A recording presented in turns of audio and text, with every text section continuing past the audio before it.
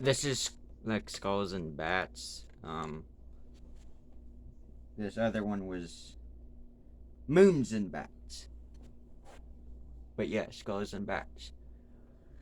And this nice like purple color. Um I just got unfortunate news. The Bigfoot investigation may be pushed back a little bit to like the 27th or like after that, so sometime November. But the problem with November is that's gonna be hunting season, like I think rifle. So there's not gonna be many videos in general because I'll be hunting. I'm sorry. Just I was trying to get it sometime this week, and before some annoying family members come in, but apparently they're coming in sooner than we thought. As of like they're supposed to be here, were supposed to be here 20th or like 21st around that time, but now it's tomorrow.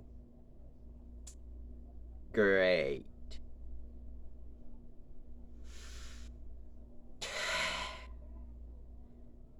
So sorry for the unfortunate news that Bigfoot may not be found yet. I shouldn't be that confident about even finding a Bigfoot. I may find a footprint, hopefully. That'd be awesome. I mean, I don't have anything to cast it.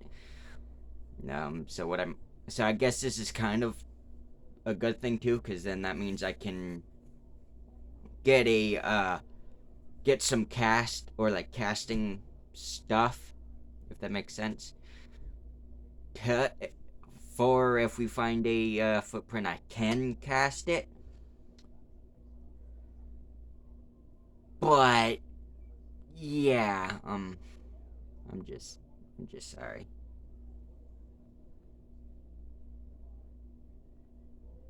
Yeah, I know, Ash. You better start getting your sleep now, because it's gonna be a long few weeks, and loud at that too. Um, so with this, we're doing Delaware, and how many is this?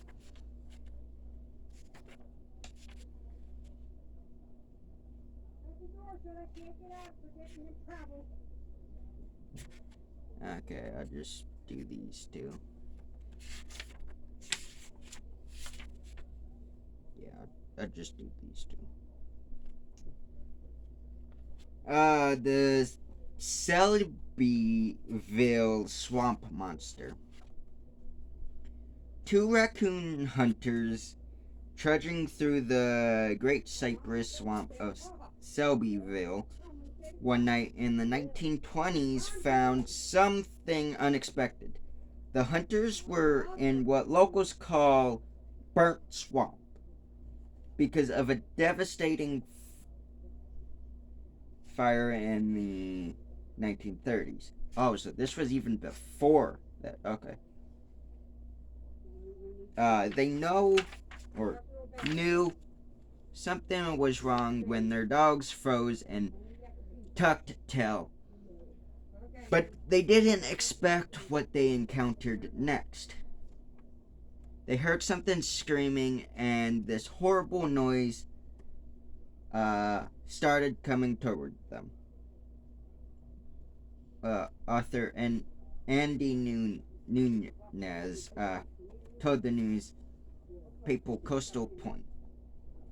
Rather than fire on whatever it was, they backed away. Something large and heavy continued to follow them, snapping through the branches as it came. The hunters had encountered the Selbyville swamp monster, a large, hairy, hulking beast. Ralph Grapperhaus, an editor of the Delmarva News claimed he created the Selbyville swamp monster as a hoax. In the 1960s, he addressed friend Fred Stevens in a hairy costume. Stevens used to terrify motorists on Route 54, and Grapper Haas printed stories of swamp monster hunts in the Delmarva News. Stevens revealed his part in the hoax in 1987. He stopped dressing as the monster after a few months as hunts for the creature became common and he feared for his life. However, Stevens' claims don't account for encounters in the early part of the 1900s. That is actually interesting to me, because it's kind of like, I guess Bigfoot, in a sense, as in the first, like, sighting, or, like, real sighting, not just footprints, is, I think, Patterson Gilman footage of the female Bigfoot, obviously. So, Patty, as they're calling her. Even though I think she might be dead, even though we don't know how long they lived for.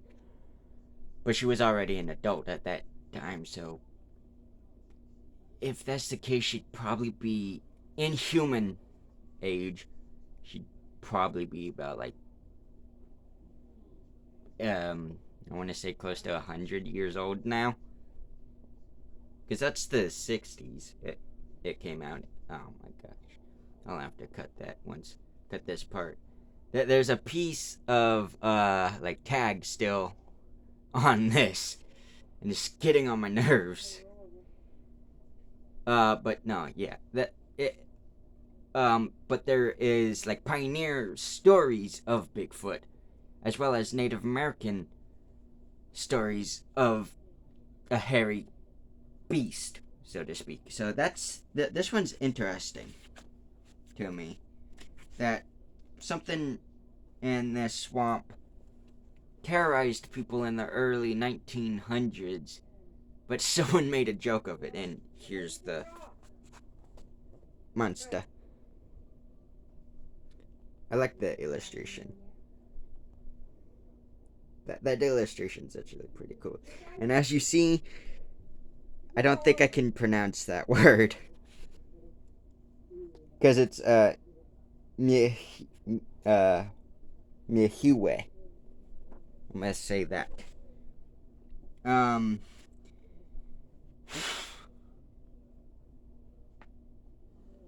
This giant stalks the icy fields of winter in search of prey. Akin to the better known Wendigo.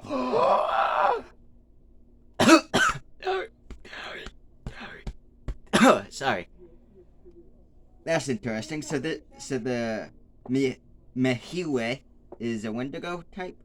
The Mhuwe is a large, hairy beast that feasts on human flesh.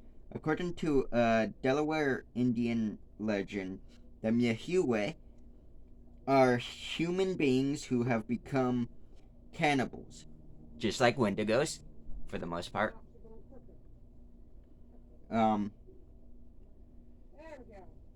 One legend has a tribe taken in a Mhuwe, feeding it fruits, vegetables, and cooked animal meat until the monster transformed back into a man. According to the Native American website nativelanguages.org. Oh my god, that's... Whew. And that's the end of that one. So... yeah, I'll just do those two. And next time, which will be... probably the 31st. I'm not quite sure if I'll do another one, because you already got two this month. And finally, fall. Okay.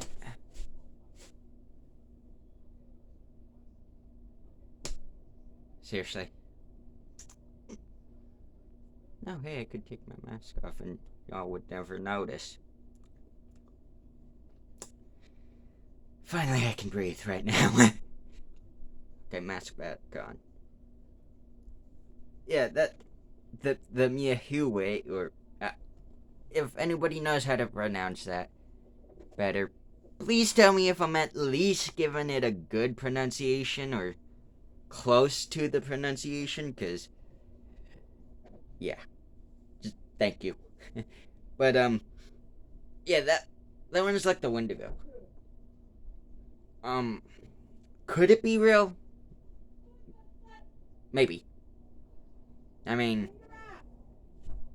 with some Native American legends, they may be fake, the story, but like that monsters or whatever can be based around, something horrible that happened. Because I think that's how the Wendigo came about too. But they're always grotesque, awesome looking monsters, so to speak. But yeah, short and sweet video, I guess. And naturally, Ash is out for once. Yep, there she is. But yeah. So until next time, see y'all on the next one. Adios. And also, be on the lookout for the short film on the 31st. And I guess I'll see you there. Bye.